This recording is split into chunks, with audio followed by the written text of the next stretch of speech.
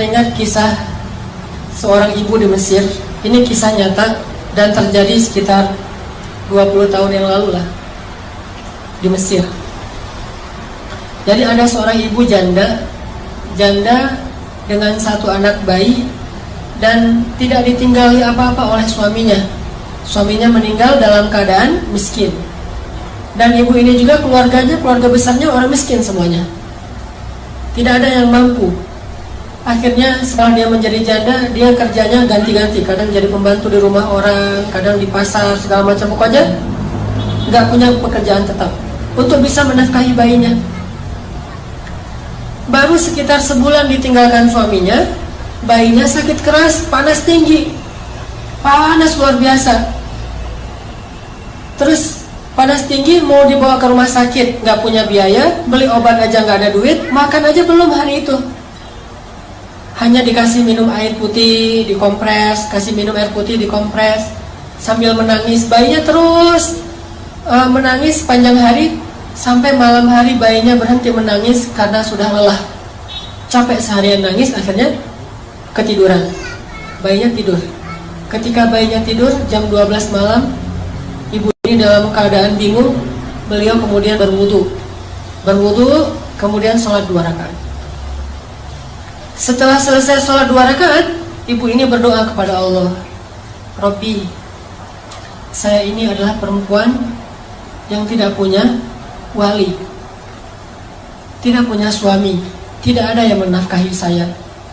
Sedangkan saya punya seorang anak dan dia sekarang sakit. Suami saya baru meninggal. Dia curhat sama Allah. Jadi kalau kita doa sama Allah tuh curhat dulu, jangan to the point. Ya Allah minta ini, minta itu. Curhat dulu kayak Nabi Zakaria. Kayak gimana doa Nabi Zakaria? Rabbi inni wahanal 'azmu minni washta'ala ar-ra'su shayba wa lam akun bidu'aika rabbi syaqiyya.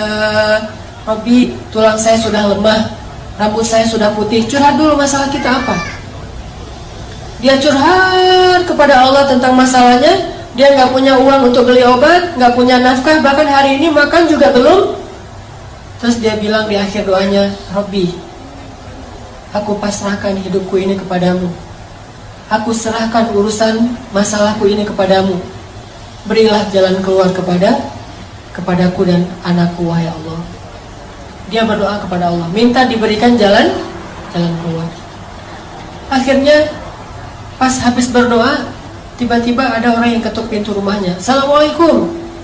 Dibukain pintu seorang laki-laki. Assalamualaikum, mana anakmu yang sakit? Saya seorang dokter, mana anakmu yang sakit? Akhirnya ibu ini heran, dokter datang ke rumahnya sendiri padahal dia nggak manggil.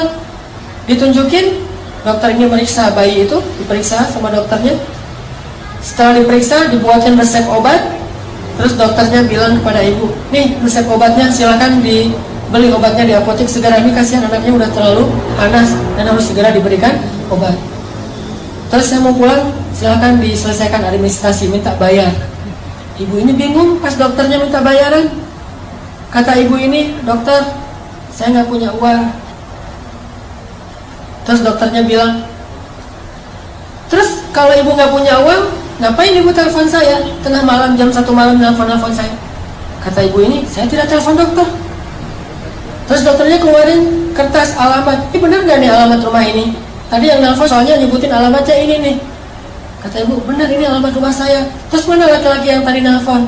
Kata ibu ini, saya nggak punya suami, nggak ada laki-laki di rumah. Ini telepon aja ibu, nggak ada di rumah. Handphone atau telepon rumah nggak ada. Baru dokter ini curiga. Terus siapa yang tadi menelpon dokter tengah malam jam 1? Sekitar 15 tahun yang lalu lah terjadi di Mesir. Dokter ini duduk, nanya kepada ibu, ibu sebetulnya apa yang terjadi? Apa yang terjadi tadi jam 1 malam? Ibu ini cerita kondisinya, masalah anaknya. Terus dia cerita jam 1 malam tadi dia baru telepon Allah.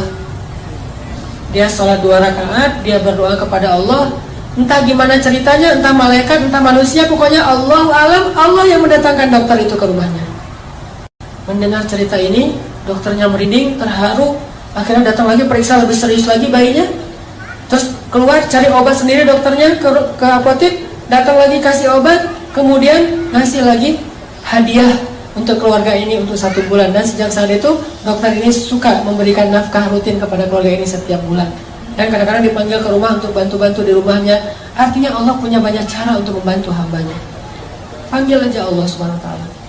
Ada apa-apa, telepon Allah. Dan telepon Allah itu paling enak tuh, nggak pernah di-reject. Nelfon manusia di-reject tuh. Nelfon kan suka ada tulisan saya lagi meeting, lagi nyetir kan ya, atau lagi galau gitu kan, bisa juga custom, bisa tulis sendiri lagi galau. Itu kalau nelfon manusia. Kalau nelfon Allah nggak pernah Allah nggak reject telepon hambanya. Ujibu da'watad da'i idza da'an. Saya pasti akan ngangkat telepon orang yang nelfon saya. Kalau kita analogikan dengan telepon, pasti Allah angkat. Sesibuk apapun Allah, kulla yaumin huwa fi sya'n. Setiap hari itu emang Allah sibuk, tapi Allah nggak pernah disibukkan. Sibuk ya, tapi disibukkan nggak. Allah punya banyak urusan ya, tetapi tidak pernah kewalahan. Telepon Allah. Dan telepon Allah itu nggak perlu hafal nomornya. Aduh, nomor telepon Allah berapa ya? Belum di save misalnya. Nggak perlu, tinggal bilang Allah, langsung ke connect ke langit. Nomor telepon Allah itu cuma bilang Allah aja. Rabbi, ilahi, bebas, nomornya banyak. Dan semuanya aktif, nggak ada nomor itu sudah tidak aktif. Sudah apa misalnya? Nggak ada. Allah pasti mengangkat telepon kita. Dan menelpon Allah itu nggak ngabis-ngabisin kuota, nggak ngabis-ngabisin pulsa, sama sekali gratis. Nggak makan pulsa, nggak ngabisin kuota, nggak perlu hafal nomor, nggak ada yang misalnya lagi telepon dengan yang lain jadi kita nunggu dulu ngantri. Nggak. Telepon Allah itu paling mudah ketimbang nelpon manusia. Ada masalah tinggal bilang ya Allah. Allah langsung mengatakan abdi alaka hajah, wahai hambaku, apa kebutuhanmu. Bahkan di waktu tertentu Allah yang datang kepada kita, bukan cuma kita telepon Allah jarak jauh, Allah datang kepada kita. Sepertiga malam terakhir Allah turun ke langit dunia. Terus Allah mengatakan, adakah orang yang membutuhkan pertolongan, aku tolong. Hal min dhi hajah, adakah orang yang butuh ampunan, aku ampuni. Adakah orang yang butuh keajaiban, aku berikan keajaiban dalam hidupnya. Allah sendiri yang nanya kepada kita. Jadi ada masalah sedikit, telepon Allah.